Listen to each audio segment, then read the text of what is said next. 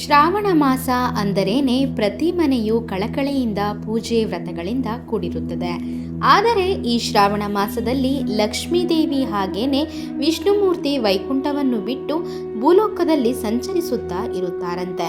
ಹಾಗಾಗಿ ಲಕ್ಷ್ಮೀದೇವಿಗೆ ಇಷ್ಟವಾದ ಶ್ರಾವಣ ಮಾಸದಲ್ಲಿ ನಿಮ್ಮ ಮನೆಯ ಬಾಗಿಲಿಗೆ ಕೆಲವು ಶಕ್ತಿಯುತವಾದ ವಸ್ತುಗಳನ್ನು ಕಟ್ಟುವುದರಿಂದ ಲಕ್ಷ್ಮೀದೇವಿ ಮನೆಯೊಳಗೆ ಪ್ರವೇಶ ಮಾಡುತ್ತಾಳೆ. ಮನೆಯ ಬಾಗಿಲನ್ನು ಲಕ್ಷ್ಮೀದೇವಿಯ ರೂಪವಾಗಿ ಭಾವಿಸುತ್ತಾರೆ. ಹಾಗಾಗಿ ಈ ಶ್ರಾವಣ ಮಾಸದಲ್ಲಿ ಮನೆಯ ಬಾಗಿಲಿಗೆ ಕೆಲವು ವಸ್ತುಗಳನ್ನು ಕಟ್ಟುವುದರಿಂದ ಲಕ್ಷ್ಮೀದೇವಿ ಸಂತೋಷಿಸುತ್ತಾರೆ. ನಿಮ್ಮ ಮನೆಗೆ ಅಷ್ಟ ಐಶ್ವರ್ಯಗಳನ್ನು ಪ್ರಸಾದಿಸುತ್ತಾಳೆ. ಈ ವಿಡಿಯೋದಲ್ಲಿ ಹೇಳುವ ವಸ್ತುಗಳನ್ನು ನಿಮಗೆ ಅನುಕೂಲವಾಗಿ ಸಿಗುವ ಯಾವುದೋ ಒಂದು ವಸ್ತುವನ್ನಾದರೂ ಮನೆಯ ಮುಂದೆ ಕಟ್ಟಿಕೊಳ್ಳಿ. ಇದರಿಂದ ಒಳಿತಾಗುತ್ತದೆ. ತುಂಬಾ ಜನರು ಮನೆಯ ಮುಂದೆ ಅಂದರೆ ತಮ್ಮ ಮನೆಗಳ ಮುಂದೆ ಕುಂಬಳಕಾಯಿಯನ್ನು ಕಟ್ಟುತ್ತಾರೆ. ಕುಂಬಳಕಾಯಿ ಅಂದರೇನೆ ಮಹಾಲಕ್ಷ್ಮಿ ಸ್ವರೂಪ. ಕುಂಬಳಕಾಯಿ ಸಕಲ ಶುಭ ಕೆಲಸಗಳಿಗೆ ಸಂಕೇತ.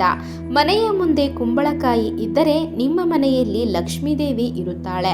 ಹಾಗಾಗಿ ಪ್ರತಿಯೊಬ್ಬರೂ ಮನೆಯ ಮುಂದೆ ಖಂಡಿತವಾಗಿ ಕುಂಬಳಕಾಯಿಯನ್ನು ಕಟ್ಟಿಕೊಳ್ಳುತ್ತಾರೆ. ಹೊಸ ಕುಂಬಳಕಾಯಿಯನ್ನು ಕಟ್ಟಬೇಕು ಅನ್ನುವವರು ಬುಧವಾರ, ಗುರುವಾರ, ಭಾನುವಾರ ಇಲ್ಲವೇ ಅಮಾವಾಸ್ಯೆಯ ದಿನ ಮನೆಯ ಮುಂದೆ ಕುಂಬಳಕಾಯಿಯನ್ನು ಕಟ್ಟಬಹುದು.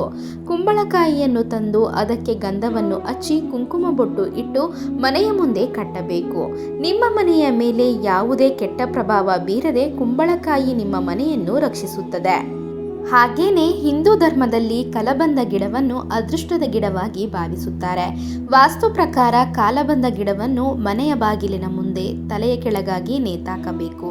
ನಿಮ್ಮ ಮನೆಯ ಬಾಗಿಲಿನ ಮುಂದೆ ಕಲಬಂದ ಗಿಡವನ್ನು ನೇತಾಕಿದರೆ ನಿಮ್ಮ ಮನೆಯೊಳಗೆ ದುಷ್ಟಶಕ್ತಿಗಳು ಬರದ ಹಾಗೆ ಇರುತ್ತದೆ. ಮನೆಯ ಮುಂದೆ ಕಾಲಬಂದ ಗಿಡವನ್ನು ಬೆಳೆಸಿಕೊಂಡರೂ ಕೂಡ ನಿಮ್ಮ ಮನೆಗೆ ಎಷ್ಟೋ ಒಳ್ಳೆಯದು ಆಗುತ್ತದೆ. ಕಾಲಬಂದ ಗಿಡ ಇದ್ದರೆ ಮನೆಯಲ್ಲಿ ಅನಾವಶ್ಯಕ ಖರ್ಚುಗಳು ಕಡಿಮೆಯಾಗುತ್ತದೆ. ಮನೆಯಲ್ಲಿ ಧನಾದಾಯ ಹೆಚ್ಚಾಗುತ್ತದೆ. ಇದರಿಂದ ನಿಮ್ಮ ಮನೆಯಲ್ಲಿರುವ ಎಲ್ಲ ಸಮಸ್ಯೆಗಳು ಕೂಡ ತೊಲಗಿ ಹೋಗುತ್ತವೆ. ಹಾಗೇನೆ ತುಳಸಿ ಗಿಡದಲ್ಲಿ ಲಕ್ಷ್ಮೀದೇವಿ ನಿವಸಿಸುತ್ತಾಳೆ. ಹಾಗಾಗಿ ಪ್ರತಿಯೊಂದು ಮನೆಯ ಮುಂದೆ ಖಂಡಿತವಾಗಿ ತುಳಸಿ ಗಿಡ ಇರುವ ಹಾಗೆ ನೋಡಿಕೊಳ್ಳಬೇಕು.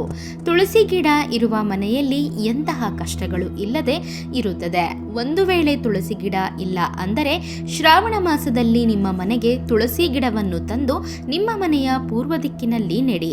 ಈ ಶ್ರಾವಣ ಮಾಸದಲ್ಲಿ ಬರುವ ಪ್ರತಿ ಶುಕ್ರವಾರ ಮನೆಯಲ್ಲಿ ಪೂಜೆ ಮಾಡಿ ತುಳಸಿ ಮುಂದೆ ದೀಪವನ್ನು ಬೆಳಗಿಸಿದರೆ ನಿಮ್ಮ ಮನೆಯ ಮೇಲೆ ಲಕ್ಷ್ಮೀದೇವಿಯ ಆಶೀರ್ವಾದ ಇರುತ್ತದೆ.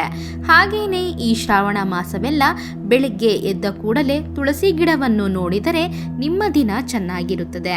ಬೆಳಗ್ಗೆ ಸಮಯ ತುಳಸಿಯನ್ನು ನೋಡಿದರೆ ಮುಕ್ಕೋಟಿ ದೇವತೆಗಳನ್ನು ನೋಡಿದ ಹಾಗೇನೆ ಆಗುತ್ತದೆ. ಅದರಷ್ಟು ಪುಣ್ಯಫಲ ಪಡೆಯಬಹುದು. ಹಾಗೇನೆ ಒಣಗಿರುವ ತುಳಸಿ ಗಿಡದ ಬೇರುಗಳನ್ನು ಮನೆಯ ಮುಂದೆ ಕಟ್ಟಿದರೆ ಅಷ್ಟ ಐಶ್ವರ್ಯಗಳು ಲಭಿಸುತ್ತದೆ.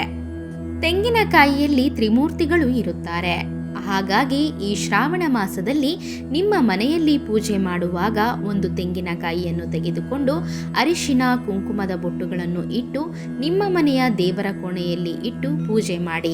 ಪೂಜೆ ಪೂರ್ತಿಯಾದ ನಂತರ ಆ ತೆಂಗಿನಕಾಯಿಯನ್ನು ಒಂದು ಕೆಂಪು ವಸ್ತ್ರದಲ್ಲಿ ಕಟ್ಟಿ ನಿಮ್ಮ ಮನೆಯ ಬಾಗಿಲಿಗೆ ಕಟ್ಟಿ. ಮನೆಯ ಮುಂದೆ ತೆಂಗಿನಕಾಯಿ ಕಟ್ಟಿದರೆ ನಿಮ್ಮ ಮನೆಯಲ್ಲಿ ದೇವತೆಗಳು ಸಂಚರಿಸುತ್ತಾ ಇರುತ್ತಾರೆ. ನಿಮ್ಮ ಮನೆಯ ಮೇಲೆ ಎಂತಹ ನರದೃಷ್ಟಿ ತಗಲದೆ ಕುಟುಂಬವೆಲ್ಲ ಸುಖ ಸಂತೋಷಗಳಿಂದ ಇರುತ್ತಾರೆ. ನಮ್ಮ ಹಿಂದೂ ಧರ್ಮದಲ್ಲಿ ಕಮಲದ ಹೂವಿಗೆ ಎಷ್ಟೋ ಪ್ರಾಧಾನ್ಯತೆ ಇದೆ. ಲಕ್ಷ್ಮೀದೇವಿ ಕಮಲದ ಹೂವಿನಲ್ಲಿ ಇರುತ್ತಾಳೆ.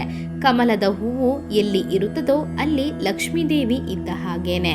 ಹಾಗಾಗಿ ಈ ಶ್ರಾವಣ ಮಾಸದಲ್ಲಿ ಯಾವುದಾದರೂ ಒಂದು ಶುಕ್ರವಾರದ ದಿನ ನಿಮ್ಮ ಮನೆಗೆ ಒಂದು ಕಮಲದ ಹೂವನ್ನು ತಂದು ನಿಮ್ಮ ಮನೆಯಲ್ಲಿ ಇರುವ ಲಕ್ಷ್ಮೀದೇವಿಯ ಫೋಟೋಗೆ ಇಟ್ಟು ಪೂಜೆ ಮಾಡಿಕೊಳ್ಳಿ. ಪೂಜೆ ಪೂರ್ತಿಯಾದ ನಂತರ ಆ ಹೂವನ್ನು ಮನೆಯ ಬಾಗಿಲಿಗೆ ಇಡಿ.